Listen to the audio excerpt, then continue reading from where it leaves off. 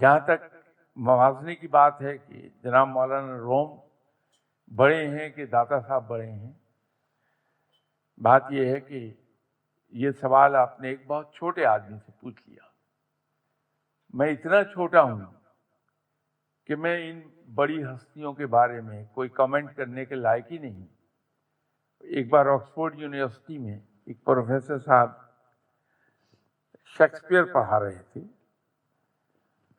تو 15-20 دن جب شیکسپیئر کے ورکس پر وہ لیکچر دے چکے اور ایکسپلین کر دیا پوری طرح، تو ایک دن کلاس سے انہوں نے پوچھا کہ آپ شیکسپیئر کو سمجھ گئے اچھی طرح؟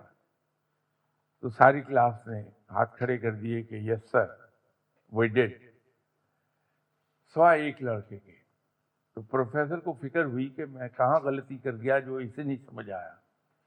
تو میں پوچھا کہ آپ کو کیسے سمجھ نہیں آیا؟ تو اس نے جواب دیا کہ سر شیکسپیئر کو سمجھنے کے لیے شیکسپیئر سے بڑا ہونا ضروری ہے۔ تو مولانا روم اور داتا صاحب جیسی ہستیوں پر کامنٹ کرنے کے لیے ضروری ہے کہ میں ان سے کہیں اوپر ہوں، اور یہاں تو عالم یہ ہے کہ جو داتا صاحب کی سیڑھیوں پر جھاڑو دیتا ہے خاکروب، میں تو اس سے بھی کمتر ہوں، تو میں کیسے ان پر کامنٹ کر دوں گا؟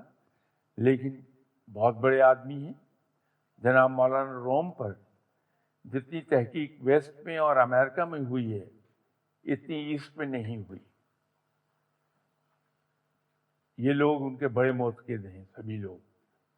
جب 800 سال ہوئے تھے مولانا روم کی پیدائش کو، تو یہاں ایک فنکشن ہوا تھا جس میں پاکستان سے ایز اسپیکر مجھے بلایا گیا تھا، انڈیا سے ڈاکٹر عبداللہ ایک صاحب تھے، وہ آئے تھے۔ تو اس وقت ہمیں اندازہ ہوا کہ ویسٹ مولانا روم کے وقت پر کس طرح سے کام کر رہا ہے۔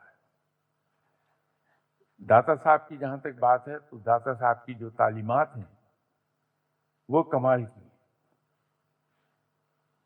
ان کا موازنہ نہیں کر سکتے ہم، we are too small for that.